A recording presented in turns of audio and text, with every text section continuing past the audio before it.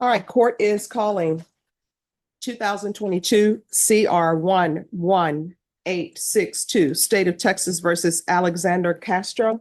Can I have parties announced for the record, please, for the state Danny Lesbar and Jason Garahan for the state. and for the defense? Gary Hillier and Jasmine Olguin for Mr. Castro. And are you Mr. Castro? Mr. Castro. All right. Is there anything anyone wanted to discuss before the jury's brought in? Very briefly, Judge, if Yes. you may.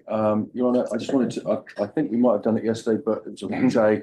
Just want to make sure for the purpose of protecting the record that my running objection to the makeup of the jury panel is overruled for the rest of the trial. I don't have to make it again.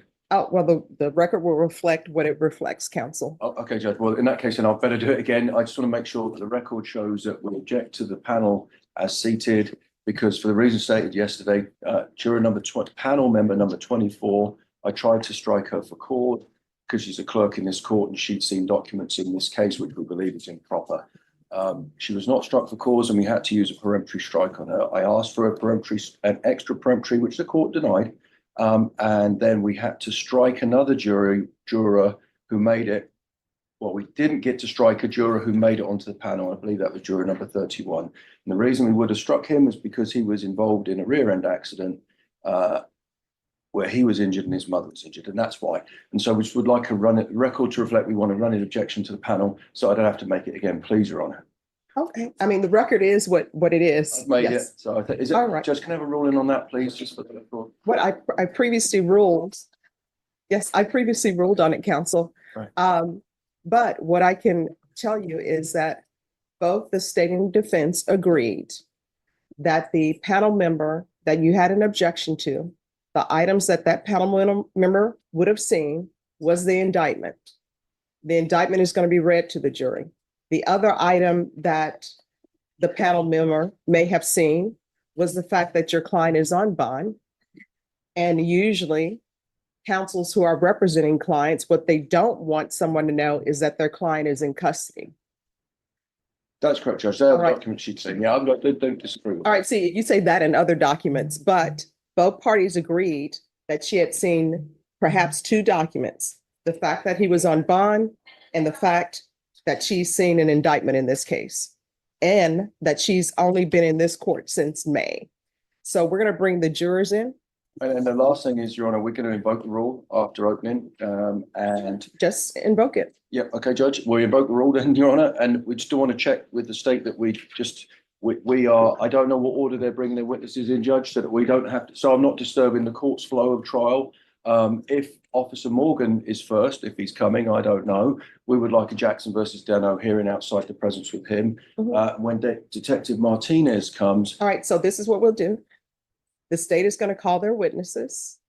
And then guess what? If either one of you all need the jury to step outside because we need to have a hearing, just approach, just tell me, Judge, may we approach? Go ahead, Judge. And I will know that means that you all want the jury to be excused. I will excuse them and we will have the hearing.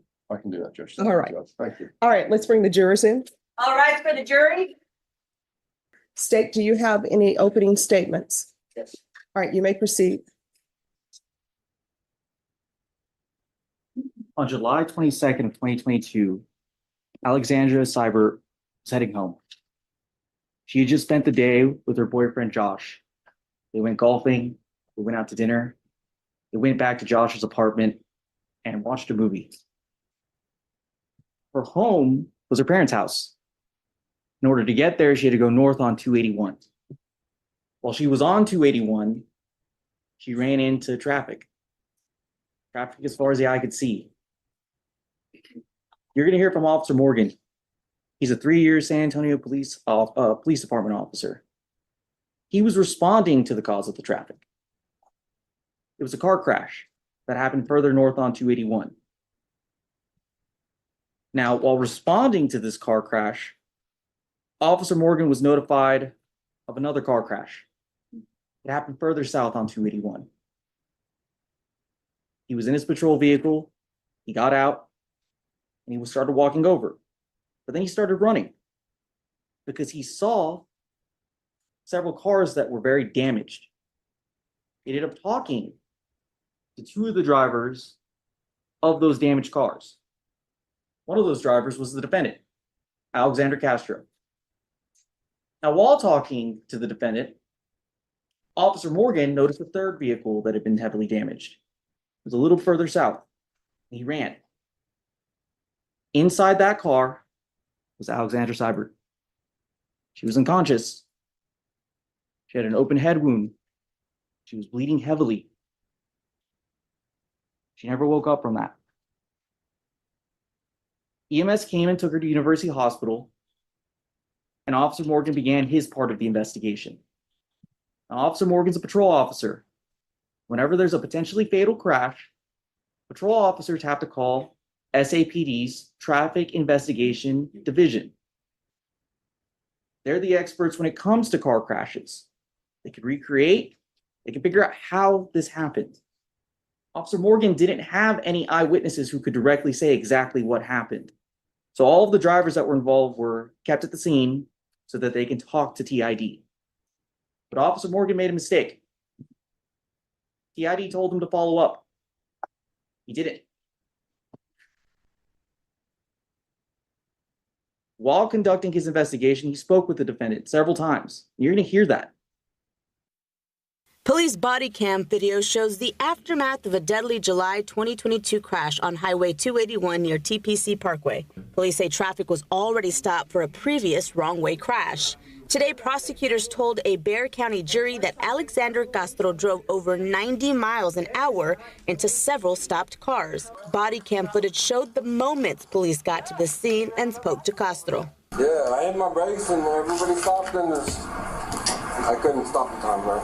Castro can be heard telling police he didn't know what happened.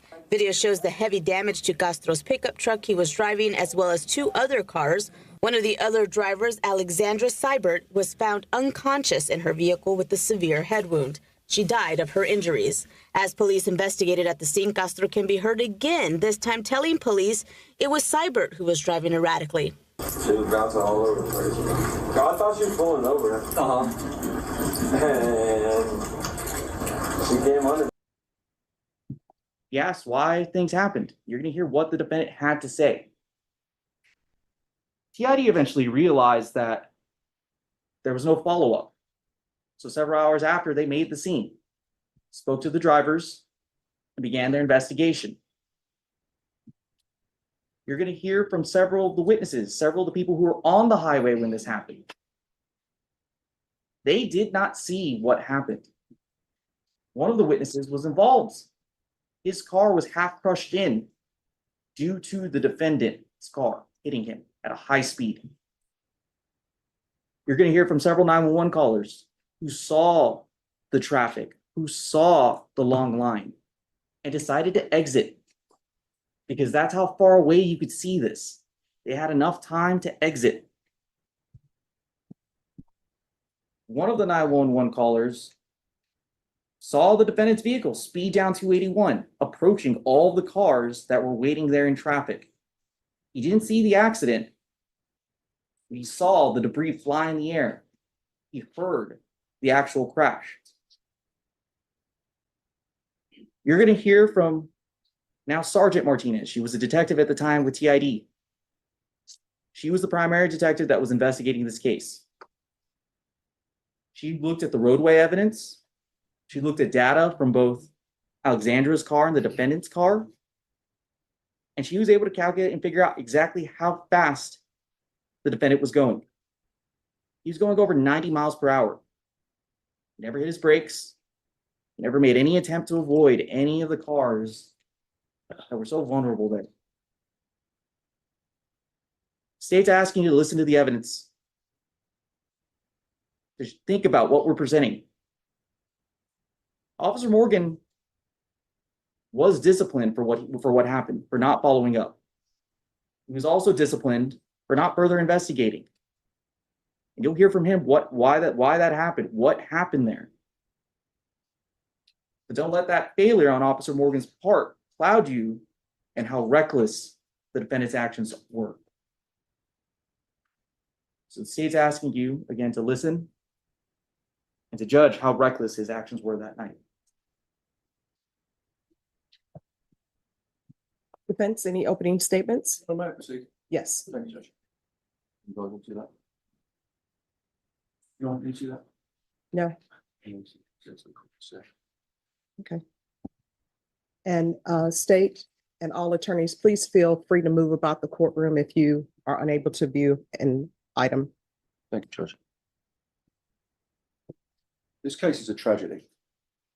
It's a tragedy. We have to acknowledge that up front. It is a tragedy. And Alexandra Saber lost her life as a result of this tragedy. But this tragedy is not a crime. And I'm going to tell you why it's not a crime. And I can agree with some things that Mr. Escobar said, but I disagree with others. I'm going to tell you the whole story about what happened that night. Because I tell you what, I didn't mention that name. Shayna Alassal.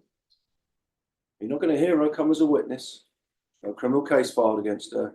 But Shayna Alassal is the first domino that caused this chain reaction where Alex drove into a scene of a crash.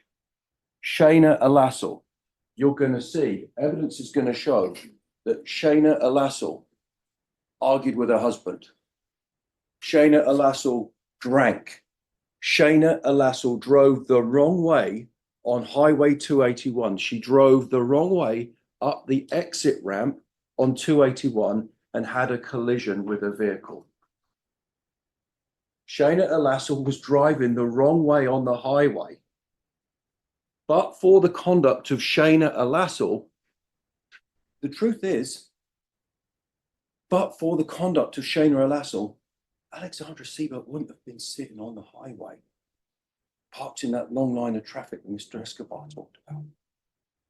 Alexandra Siebert would still be here.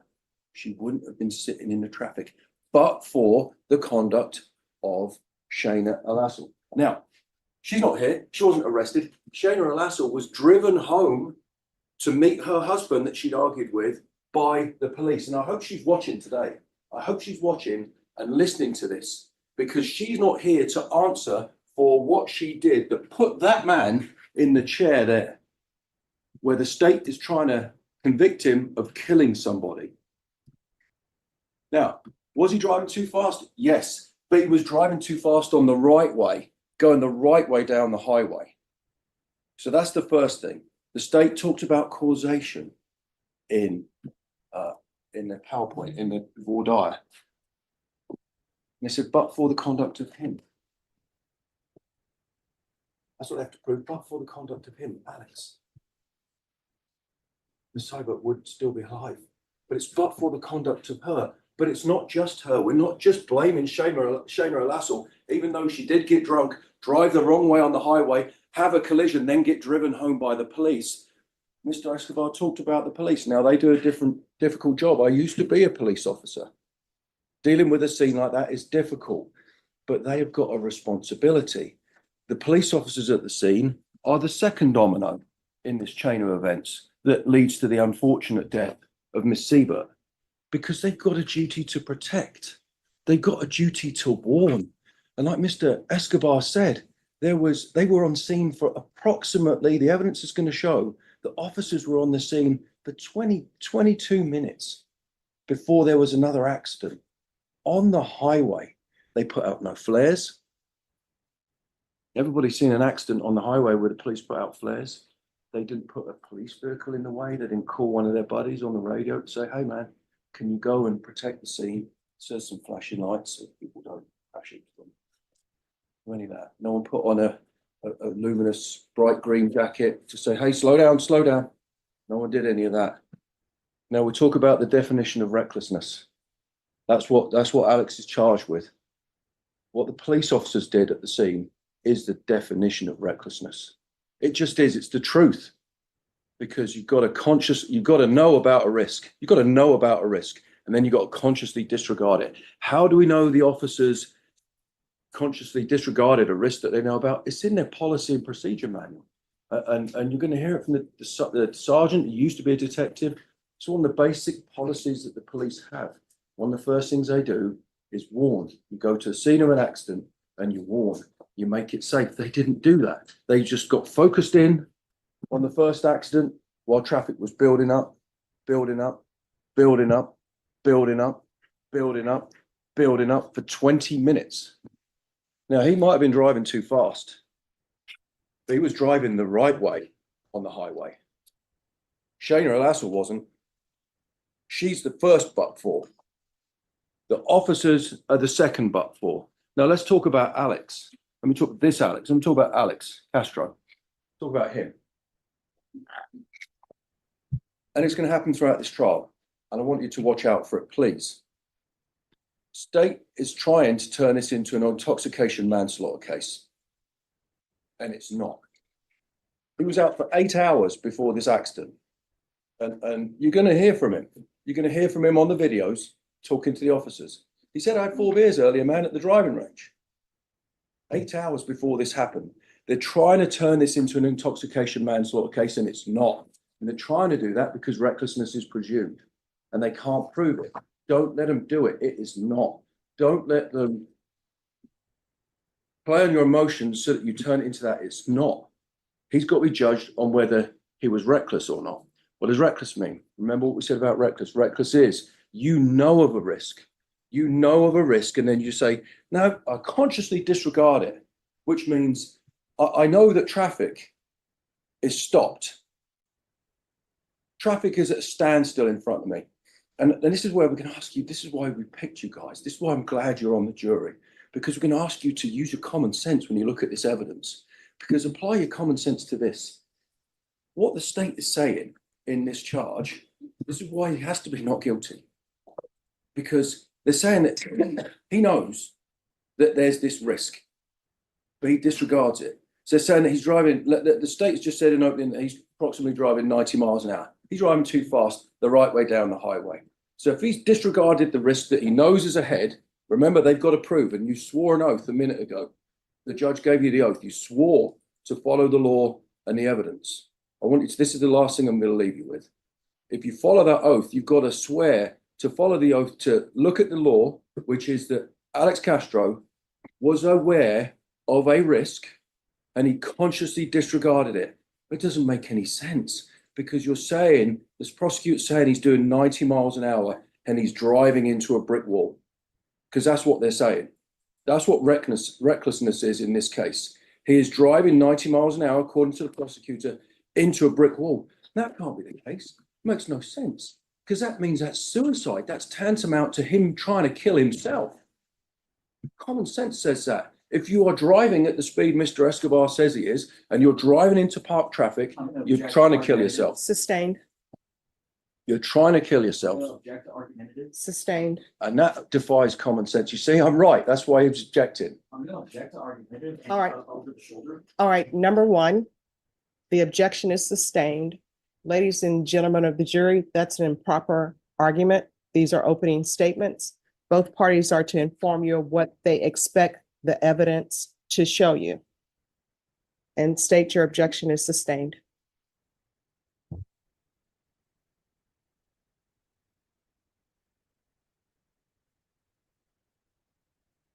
So I want you to think about why this happened. Why this happened, because there's only one person sitting in that chair today, and he's not the only one responsible for this. His actions are by definition not reckless. If anything, he ought to have known. He ought to have known. But to say that he knew and then he disregarded it means he's driving into a brick wall at 90 miles an hour. And that makes no sense. Shayna Alasso's the first domino. The police officers are the second in their investigation, failing to warn, failing to do anything to protect Alexandra Siebert. And she's a good person. I never met her. I've seen a lot of evidence about her. She did nothing wrong. It's a tragic thing. And you're going to hear, and it's Sustained. Judge, it's opening statement. It is All opening. right, oh, counsel. When I Thank you, make Judge. my ruling, I'll those are move my on, Judge. rulings. So And the the evidence objection is sustained. Thank you, Judge. I'm sorry. The evidence that you're going to see, the evidence will show that this is heartbreaking. You're going to see things. You're going to see things. I want you to be prepared for that. You're going to see things that are going to break your heart. They are. It's going to hurt your heart when you see it. It is. But remember these dominoes. Look, go back to the law. The state is going to try and make you see these vehicles outside. Argumentative. The evidence is going to show, the state is going to show you these vehicles outside in the parking lot. It's just the truth. And it's going to be shocking. I'm going to tell you now, it's going to be shocking. It's going to hurt your heart. But please use your common sense. Please follow the law, because you know the first domino in this case is Shana Lassell. She's not here. She was driven home by the police after driving drunk the wrong way down the highway. The second domino in this case is the police failing to warn anyone. And the third one is the only one that they've got. He's sitting here, is Alex Castro, and he's not negligent. He's not reckless. If anything, he's negligent. Sustained. I'm going to ask you to find him not guilty. Thank you. All right, thank you. All right, ladies and gentlemen, I'm just going to have you all step outside in the hallway. Just give me 2 minutes, okay? All right, everyone, please rise for the jurors.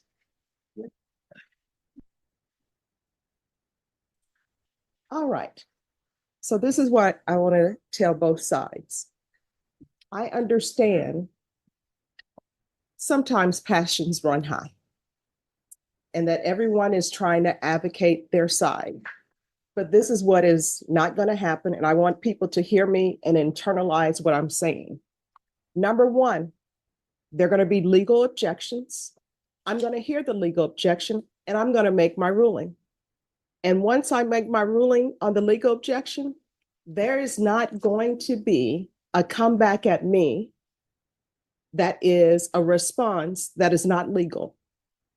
So counsel, this whole thing where the state is objecting, saying it's argumentative, and I rule on it, the comeback answer is, no, it's not argumentative, Judge. It's like, everyone, keep your levels here, make your objections, I will rule on them. Once I rule on the objection, guess what? That's my ruling. Unless you have something new for me to hear, that's my ruling. And if you feel that my ruling is not correct, then that's what the Court of Appeals are for. That's what the Fourth Court is for, the 13th Supreme Court, wherever you want to take it. But I will tell you what I discovered in my experience trying both as a prosecutor and a defense attorney. The jurors just want to be here. They want to hear what the story is and hear what the facts is. But if there's this back and forth where people are tending to get into the point where it's disrespectful, then we're going to be in a different place and I'm going to respond differently. So in this court, I like everyone to treat everybody with kindness and respect, because that's the way you don't have tempers flaring, because all the cases in felony court, these are very serious cases where potentially sometimes people are looking at prison. You have complainants' families who may be upset. I don't want their tempers to flare. You have the accused families who may feel like, you know, their family member, their loved one should not be here. So they have tempers as well. So I'm depending on attorneys. You're all professional. You should keep it here. Does everyone understand? Yes, Your Honor. Yes, Your Honor. Yes, Judge. All right, so the rule has been invoked. So state, if you can make sure that your witnesses know, the rule has been invoked. So if there's anyone who's in the courtroom for the state or the defense who's planning on testifying, now is the time where you can no longer be in this courtroom. They've done their opening statements. Witnesses are going to be called. And if people who are planning on testifying view anything or in the courtroom or talk to people about testimony that they've heard, what's going to end up happening, if it's discovered, I will probably end up hearing motions from either the state or the defense asking that someone not be allowed to testify. Does everyone understand? Yes, Your Honor. Yes, Your Honor. All right. The other housekeeping matter, again, if people are putting things on easels, if people are taking papers to people, defense attorney, state attorney, if y'all need to move around to see it, you don't have to ask permission. You don't have to ask permission to approach a witness. But remember, when you approach the witness, after you have finished approaching the witness, which whatever you want them to see, please have a seat. All right. And Laura Metzel, did you have something for me to sign? All right, I'm going to take this up, then we're going to bring the jury back in. Yes. Just one other preliminary matter that Barbara West is the mother of the victim, Alex. and she is in the courtroom. She's not a material witness, but she may be brought in for punishment purposes if we get the punishment phase. I'd ask for her to be excused from this rule. Judge, can we approach it? Oh, I mean, we hear, I mean, either you want her, let's go on the record. All right, state, you're asking who be excused from the rule? Barbara West, she is the mother of the victim. She was not at the scene. She didn't arrive at the scene, nor does she have any knowledge of what happened at the scene as an eyewitness account. She is solely the mother of the victim in this case, and she may be brought in for punishment purposes and not the first phase of this trial running. All right, Judge, can't agree to that. We would like to invoke the rule. I can't tell the state how to try their case. They could use other people. So we're invoking the rule, please, Your Honor. all right. Your witness is allowed to say she's not testing in the first phase of the trial. That's right. All right, she's allowed to say. Well, Your Honor, in that case, based on the court's ruling, can Mr. Castro's parents come in because they're only anticipated to be punishment witnesses if we get there, and I've just told them to leave. All right, do you have any objections, state? No. All right, the state is saying that they have no objections to his parents being allowed in the room because they're only going to testify in punishment if we get there. Is that correct? Correct, Yes. Judge. All right, so do you still have an objection to the complainant's mother being present? Well, the court's already ruled, Judge. I'm going off. Yes, I do, Judge, but I'm going on the court's ruling. I'm not waiving that objection, Judge. No. Here's the thing. I'm just asking questions. Yeah, I maintain my objection. I respect the court's ruling. All right. Don't get them to come in then, Judge. All right, they can come in. All right,